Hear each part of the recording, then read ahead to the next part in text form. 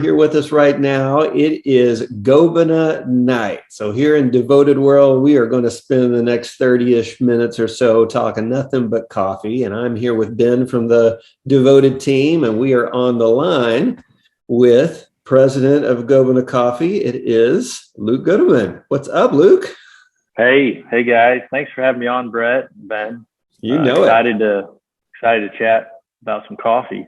Oh, yeah, no, we are too. We are too. So, and we want to get into all of it. But I think let's start with, everyone's a little bit familiar with the story of Gobena, but give us a little bit the story of Gobena, how Gobena started, and then tell us how you got involved and when that happened and all that good stuff.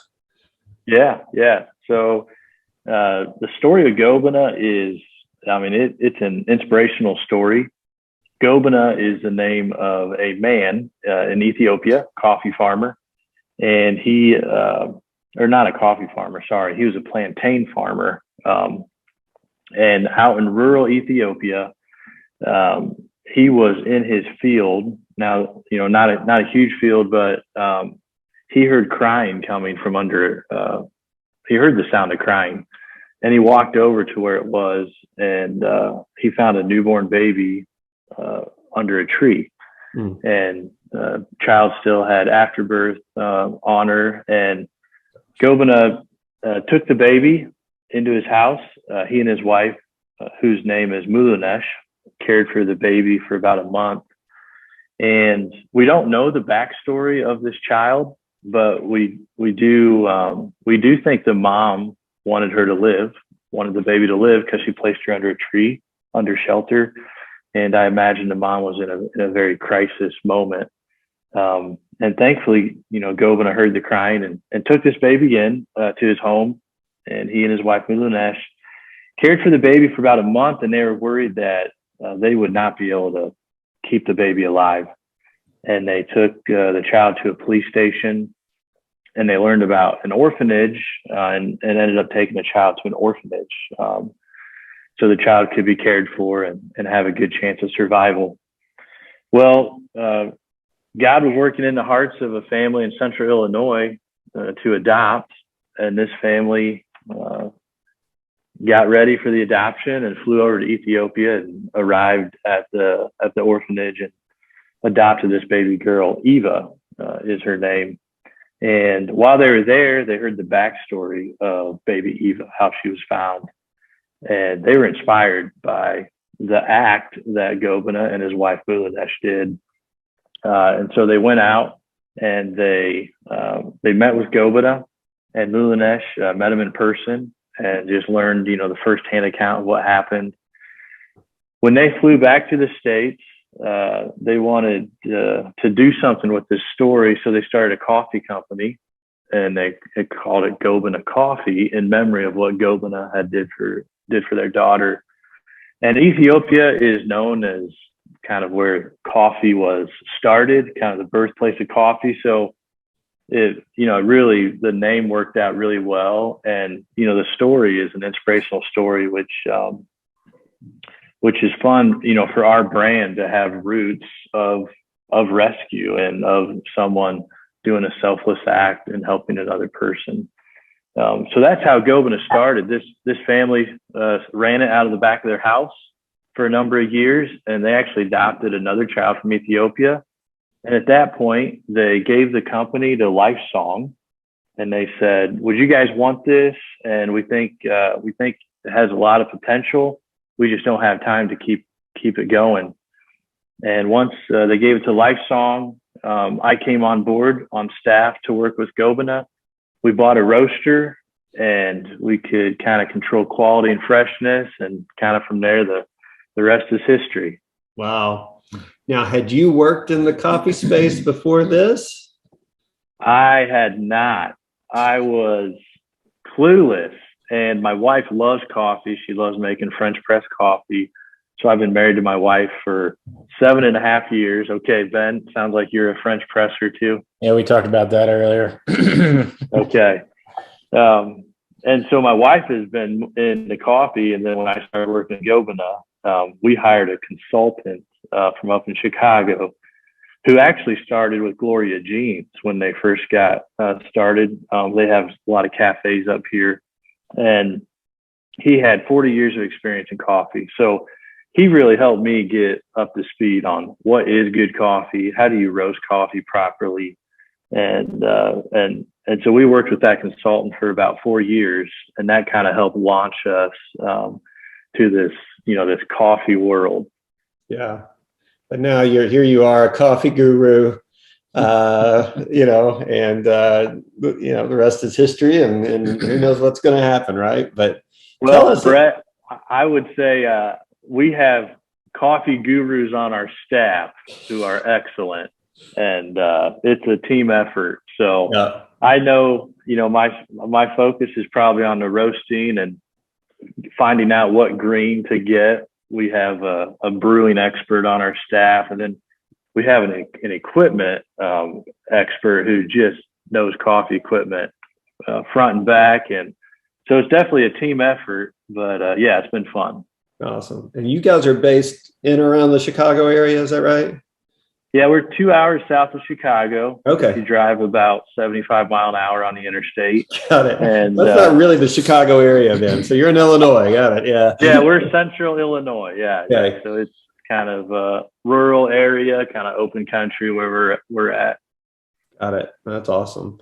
Well, tell us, before we start digging into kind of, all your different products and everything and what we're featuring Devoted, tell us too about, you mentioned Lifesong already, but how does your partnership with them work? How does Gobena, help and support Lifesong, and especially when a purchase takes place? What's kind of the rundown there? What's happening?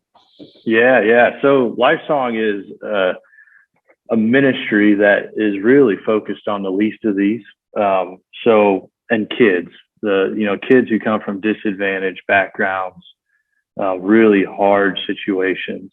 So domestically here in the States, they help families adopt. And then abroad, globally, they work in 13 to 14 different countries. And they have schools, which are really focused on providing education to kids who don't have access to it. And at these schools, which I actually, before I started with Gobena, I was with Lifesong as a missionary in Zambia and worked at the school there. And the kids get free education. They get medical and dental care. They get 2 meals a day. And one of the neatest parts of, what Lifesong is doing is the school in Zambia. These are kids who come from really bad backgrounds, but their test scores are better than 98% of the other schools in the country. So they're thriving. And the goal is, that it's not just the kids we help, but the parents, and to lift the whole family out of poverty. So that's who Gobena is partnered with, Lifesong. We give at Gobena, we give 100% of our profit to Lifesong, which goes to, helping these kids out. So it's fun for me and our staff to be involved in a business that is giving back. It adds, because, with any job, there's long days, right? And even with coffee, some days we're just so busy. It's like, oh, wow. But the mission, I feel like, just adds that element to, keep us going and doing a good job and getting out there and serving our customers well. Awesome. That's great. I want to talk about that coffee, and that's the main reason I wanted Ben to be here, because Ben can hold his own when it comes to talking coffee. So I'll probably just let y'all talk, and I'll sit here and admire. By the way, we're both enjoying a cup right now. So here's to go. Good. Yes, we went the K-cup approach. So yeah, we got something here fast, which is great. But overall, I want to, we can spend, 30, 60 seconds on each flavor, but overall, from a coffee standpoint, what is special about Gobena? Yeah. Our goal is to get fresh roasted coffee to people. Fresh roasted coffee has more flavor. It's more robust, and you're really going to tell a difference over time. You might not drink a cup of coffee that's, freshly roasted, you might not notice it right away, but as you continually drink it, you're going to be like, wow, this is better. This has more flavor. You may notice it right away, but definitely as you drink it, you're just going to see a difference in the flavor. And it's coffee, everyone does coffee different, and that's great. Some people like a lot of half and half, some people like a lot of sugar. But part of the reason so much sugar and milk is used in coffee is because it's old coffee. It's been roasted a long time ago, and it doesn't have any flavor, and it's just kind of bitter.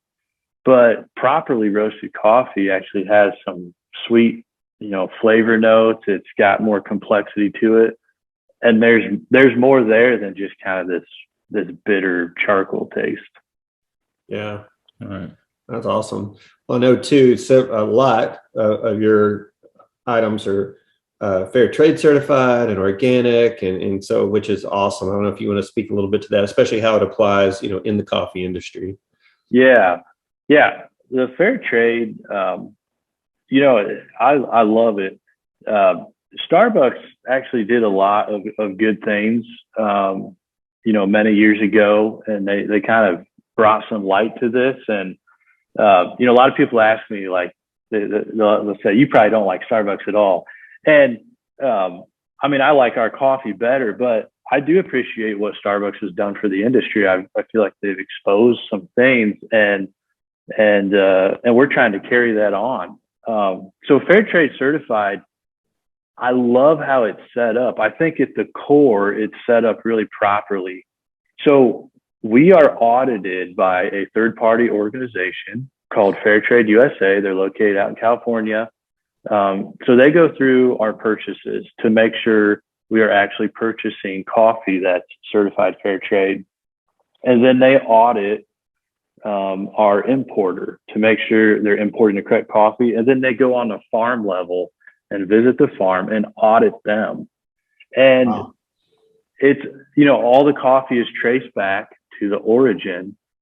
And it's not my word saying, oh yeah, we're fair trade, but it's this third party who does it properly. And my word's good. I'm going to be honest and transparent, but I like the accountability there. It's not me just telling you it. When we put the label on the bag that it's fair trade, that's actually an outside company saying, yes, this is fair trade coffee, and it's legitimate. So I do love, working with them, and I think it's a really good thing for the coffee industry.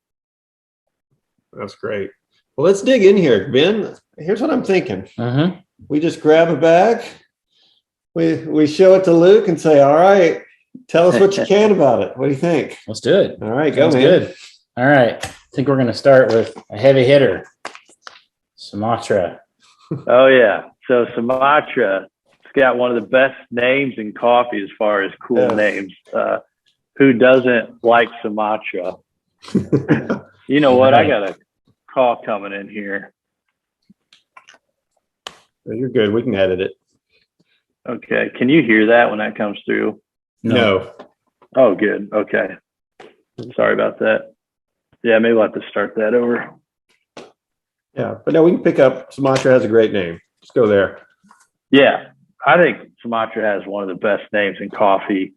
Who doesn't like saying Sumatra? And typically Sumatra is always going to be a dark roast. It's a coffee that is actually grown more at sea level. So it's not high altitude where most of your coffees are grown high altitude. But Sumatra is an island in Indonesia, second largest island, and it's sun dried. So that's how it's processed. They'll harvest it. It's dried out in the sun. They'll flip it over to dry all the sides, and it's a fantastic dark roast.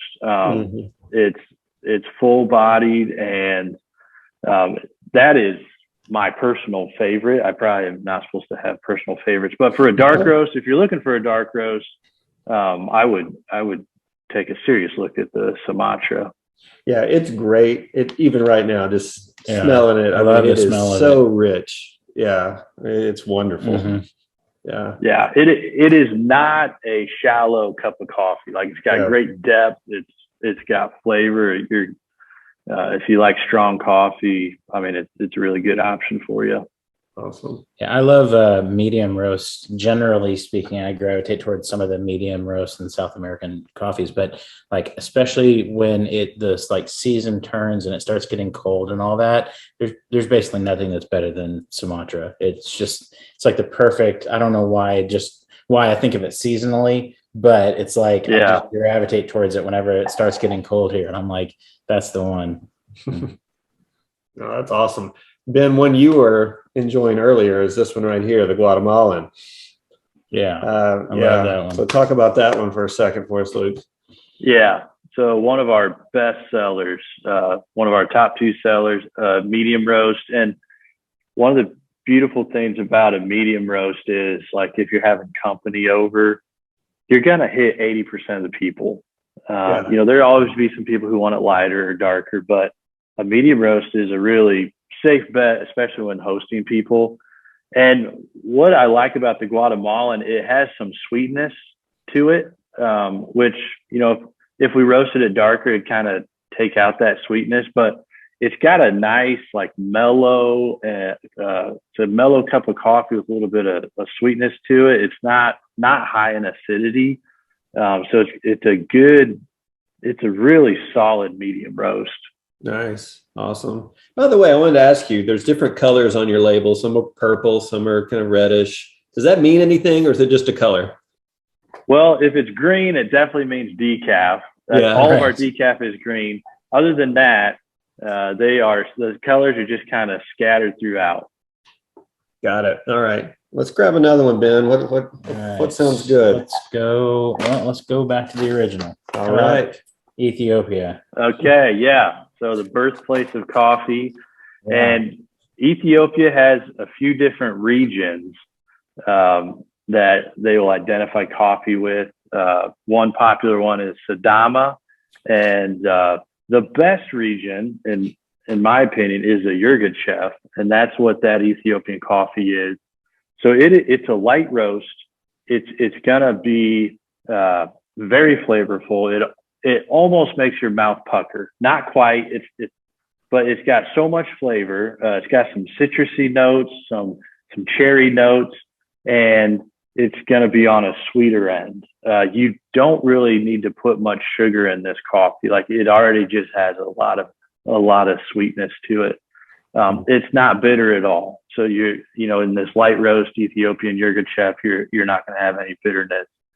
That's wonderful. Really, really solid coffee. And Ethiopia, African coffees in general are a little bit sweeter, are bright. They'll use the term, it's very bright. So it definitely puts a smile on your face. Right. So that's the Ethiopian Yirgacheffe, right? So everyone listening there. And hey, Paulo, by the way, as we're going through here, do you mind bringing some of those over too? Because I know we'll grab them. We've got coffee everywhere here, Ben. I mean, there's Gobena all over the place here. But why don't we jump into another light roast, which is your Colombian. Okay. This is one I've been drinking for a long time personally. I like it a lot. Yeah. But yeah, talk to us about this one. Yeah, a light roast. Now this, it's not quite as sweet as the Ethiopian, not quite as citrusy. So if you wanted something a little more coffee-ish, the Colombian is going to be really good. It's from a region called Santa Marta, which is in northern Colombia. It's up in the mountains, and it's a group of coffee farmers that they've been farming for many, many years, and they actually didn't use any pesticides or herbicides, no chemicals. And someone came to them and said, well, you guys are growing organically. Why don't we get you certified? So it's an organic coffee. And I just love the story that they weren't using any of those chemicals anyway. Right. And so they got certified, and it's just wonderful. I love the Santa Marta coffee. I just think that light roast Colombian is phenomenal. We have cafes that use that as their light roast offering and love it. Just do very well with it. Nice. Awesome. thinking about these different farmers and regions you work with, I mean, like, how do you find them? Like, how do you create those relationships and all of that? Yeah, yeah. A lot of them are cooperatives that, 100 small farmers will come together. And with coffee is a cherry.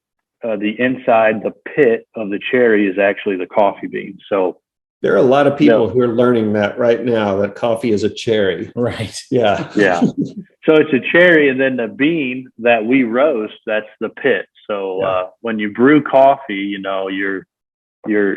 grind, the beans and all that, and it's the pit that is what we keep. So there's some processing equipment that you need to take that outside cherry off and get the pit out and dry it properly.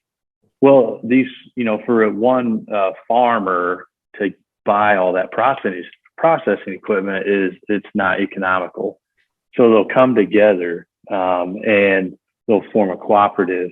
So we work with a lot of these cooperatives and have long-term relationships. They're very community oriented. They work a lot with the youth and the schools in the area. And one thing about coffee, a lot of it comes from developing countries that are struggling economically. And so these cooperatives are very aware of that, and they do a lot of good initiatives on their own. So once we find a cooperative where the quality of the coffee is where we need it, and they can consistently supply us, we look for definitely a long-term relationship.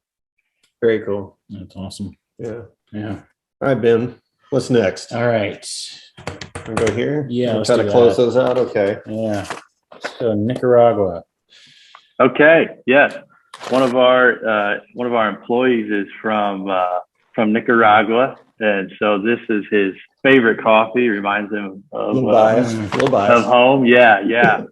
We added this coffee about 3 years ago, and we're looking for another dark roast to add to our offerings. We already had the Sumatra, and this has really come on strong for us. It has good body. It's mellow. It's not as rich as the Sumatra, and so if you're looking for something maybe less intense of a dark roast, the Nicaraguan is going to be an excellent fit. When we look at our coffee offerings, we kind of try to see if there's a gap somewhere and how can we fill that gap. So it's a great dark roast. For you dark roast lovers, I would definitely try it out. Just really solid coffee. Gotcha. Yeah, that's a good one. I've been drinking that one for a while too. I'll kind of swap. Probably over the last year, I've swapped between Colombian, Nicaraguan. It's great. But one I know, at least looking at your website, you guys speak pretty highly of this one from Peru. Yep. And I mean, just as it just came by my nose, I caught a whiff of it. It's outstanding. So, talk to us about this one. Yeah, that's our best seller right there. Okay. And we have had that coffee for 5 years or 6 years now. And it is our best seller every year. Part of that is because it's a medium roast, and it's, once again, it hits 80% of the people. But this coffee, I will brew it and I'll just start sipping it, and I'll just start walking around, and I'm like, that is so amazing. It's got vibrant flavor.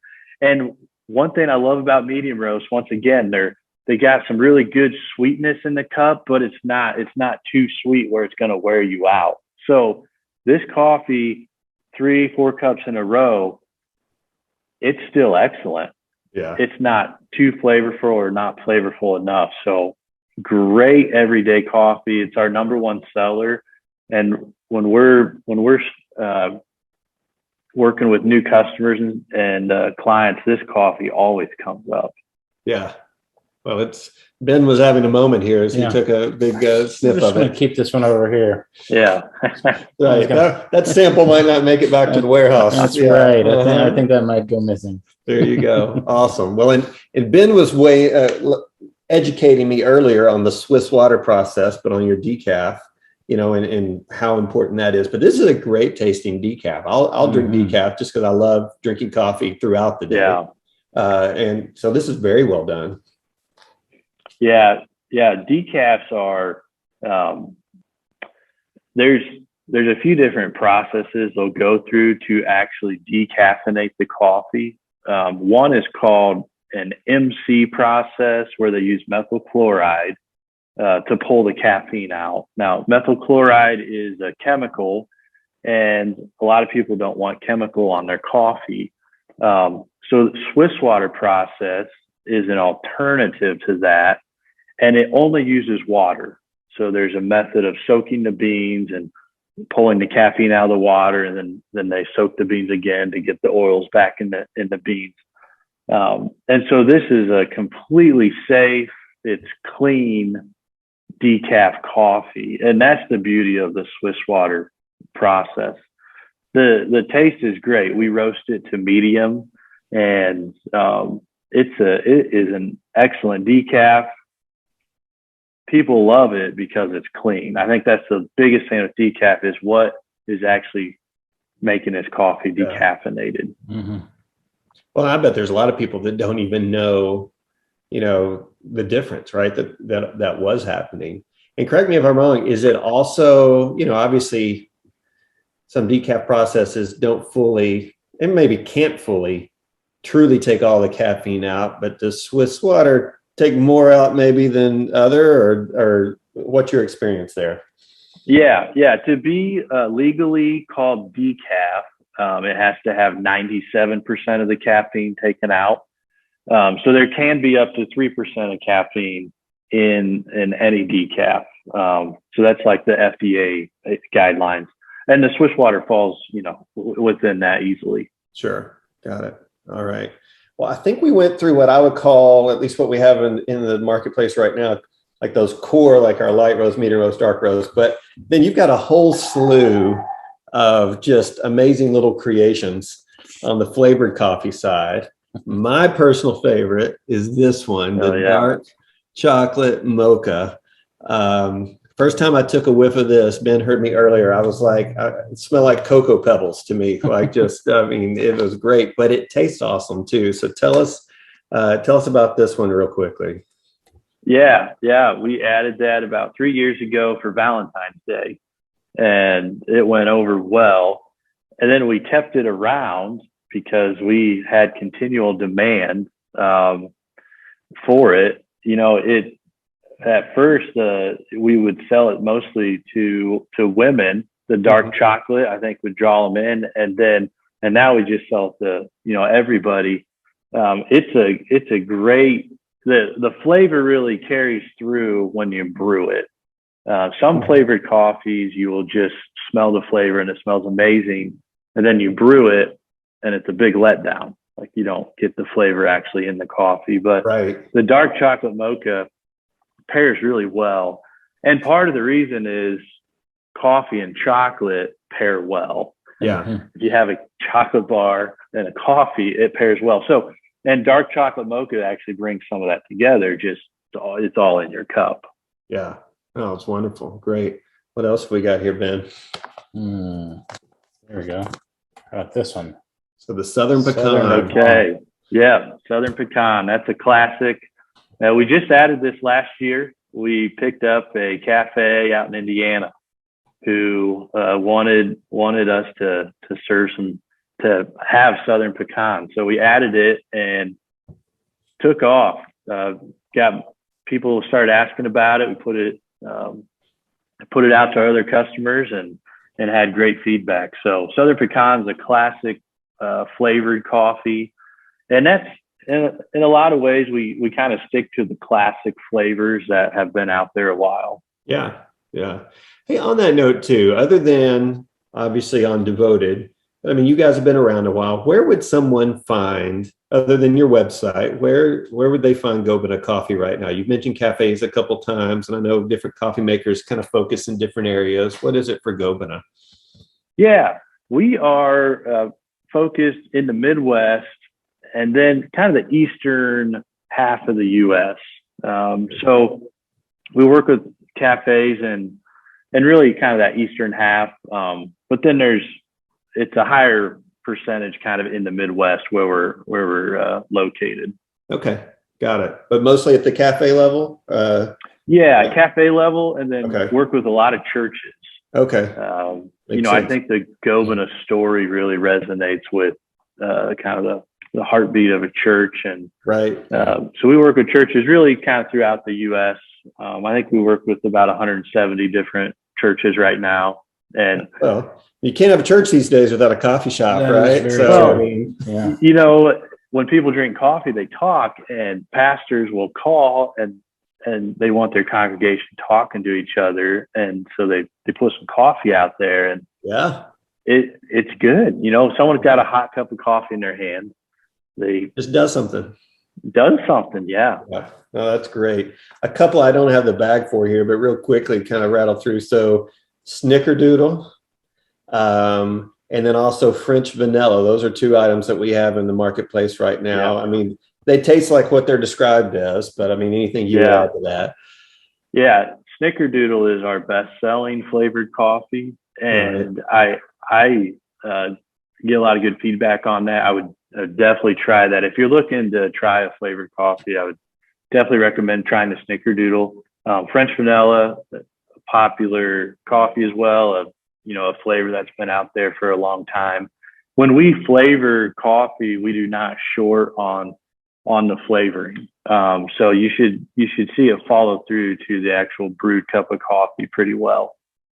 Awesome. Well, and kind of related to Snickerdoodle is we're carrying the cinnamon as well. Yes. And one of the things that Ben and I both noticed when we took a whiff of this was, you expect cinnamon to have that kind of punch, and not that this doesn't have a little of that, but it really came through the sweeter side of cinnamon, is at least what we caught, which was great. Like, that was awesome. I was very pleasantly surprised by that. Yeah, you didn't sniff it and have to cough right away. Yeah, exactly. I feel like my nose was burning. Yeah. Yeah. No, it was a nice smell. Yeah. I think cinnamon coffee, the way it comes through to the brewed cup is one of the most natural transitions. I love how it maintains a strong cinnamon flavor. Yeah, no doubt. Another one too, seasonal items that are coming through. We're going to talk about this one, which again, pumpkin spice. Everyone seems to love that, but we were oohing and ahhing. But Ben and I both, I kind of used the phrase of, I'm fine with pumpkin spice. I'm not as crazy about it as it seems like the rest of the world is this time of year, but this is really good. I mean, you've captured some components of it, maybe more on the nutmeg side than maybe other brews I've smelled before and tried before. So tell us kind of what you guys do to get to this point. Yeah. So when we flavor coffee, we roast it, and then after it's roasted, we will add the flavoring. You want to add the flavoring when the coffee is after it's been roasted fairly soon, because the pores on the bean are still open. So then when we add the flavor, it soaks it up a little better. Pumpkin spice, I mean, you're totally right. Once fall hits, it gets cold. Pumpkin anything just starts flying off the shelf, including pumpkin spice coffees. There are many pumpkin spice flavors out there. There's a lot of options. What we will do is we'll get different flavorings, roast them or not. We'll flavor them and then brew them, and we'll try them out side by side. Whenever we test coffee, it's more than one person, because maybe I'm having an off day and I would pick, a coffee that's really not that good. So we'll get a group of 3 or 4 people together and try out the coffee side by side after we brew them. And that's kind of how we landed on this pumpkin spice, because there are quite a few options out there for that flavor, because it's a popular flavor. Yeah. Well, it's great. Yeah, it's really well done. And it's, the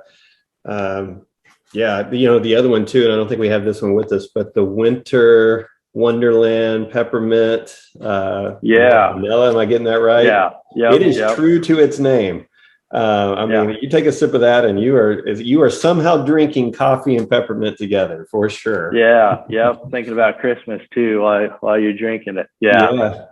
It's a great combination for the holiday season, and that is definitely the peak time for it. It makes it excellent, like stocking stuffer gifts, teacher gifts for at school. People, during the holidays, flavored coffee takes off. So like now until Christmas and Winter Wonder, this next 2 months, that's our biggest seller. Really? With the holidays coming up. So peppermint and, something about peppermint and Christmas. And then the vanilla really helps round that out. If it was just all peppermint, it'd be a little bit on the strong side. Mm-hmm. But the peppermint and vanilla mix really come together well in that. Yeah. Well, and I think I'm right here in saying all of these flavored items, for those who are wondering, they're all gluten-free, correct? Yep. So that's good. You can kind of rest easy there. And then the other thing I haven't mentioned is people are watching, but for the most part, most of these bags are $15.99. There's a couple that I think are $16.99, but most of them are $15.99, which I think is great because it keeps it simple. It's like pick the coffee you want, don't let price be a factor there, which is really good. And it's all 12 ounces as far as how big these are. But you also have, if we can grab the cups. So I know we've got a lot of people who are K-Cup folks. And so we've got an Ethiopian that's in the marketplace. We've got your cafe blend. And then we also have your Go blend that's available. So tell us a little bit about these. And obviously I have to assume these have gotten somewhat popular. It's certainly overall, you can't talk about coffee these days without talking about K-Cups. Right. Yeah, we got into K-Cups about 5 years ago, and we kind of been learning as the market's changed and grown a lot. These cups are special K-Cups. They're deeper, and so you can fit more coffee in them. So when you're brewing, we recommend 8 ounces or 10 ounces, depending on how you like your coffee. If you like it really, really strong, try a 6 ounce. And it's going to be really nice and strong. That's one of the nice things about the Keurig machines or any of the single serve machines is you can use the volume that works for you. So if you like weak coffee, bump it up to 12 ounce. That's not my preference, but once again, everyone's got different coffee preferences. But these cups, each K-Cup has a little filter in it. And the filters on these cups are farther down, so you can fit more coffee in it. So it's a little bit better bang for your buck. You're getting more coffee in each of the cups than what you'd get like if you're just buying in a store and maybe buying another brand. So yeah, they're great quality. They work in any brewer. So whether it's like a Bunn single serve brewer or Keurig or whatever else is out there, Cuisinart. It'd work in that too. Got it. Well, that's great. Well, I think we've covered everything that's in the marketplace. This one thing. Hold on, let me just check. Yeah. I know you guys certainly offer other things, but that's a lot. And that's what we've got with Devoted right now. So I just want to remind everyone, you brought up a good point too, as people are watching, obviously you need to get coffee for yourself. I mean, we all need coffee, right? But gift ideas, like, and you mentioned teachers, like if anyone deserves coffee as a gift, it is a teacher. But it's also a great and very affordable gift for anyone, a very thoughtful gift, right? And again, you've got, people are going to, for most people, this is going to be new to people. They probably haven't, there's with so many choices out there, they probably haven't heard of Gobena. And then to know the story behind it and how you guys give back, I think it's extremely thoughtful. And of course, we're all kinds of excited about partnering with you guys. Always have been. So, we're excited to work with you and love what you guys are doing. It is really fun to work with you guys and your vision for Devoted. So we're thankful to be a part, and awesome. It's awesome. Oh, cool. Well, I appreciate it, Luke. And if you are listening and watching right now, you can shop all of these Gobena items at devoted.com. That's DVTD.com. Would love you to go on there. If you have an affiliate, make sure you click on their link so they get credit for it. Luke, thanks for doing this. Thanks. Hey. Seriously, I learned several new things tonight. So, yeah, me too. Yeah, I love geeking out about coffee. One last thing, to geek out a little bit more. Yeah, coffee it's all gluten free. It's all natural. Like coffee is natural. You're just taking the bean, right, and then and you apply heat to it to roast it, and then you brew it. It's all natural. It's 2 calories per cup. So a cup of black coffee is 2 calories. So it's like a 0 calorie energy drink. Yeah. And it's all natural. So that's my sales pitch for coffee. It's a good thing. That's right. It is a good thing. Indeed. Yes. All right. Well, hey, Luke, thank you. Thank you very much. Hey, you bet. Take care, guys. All right. All right.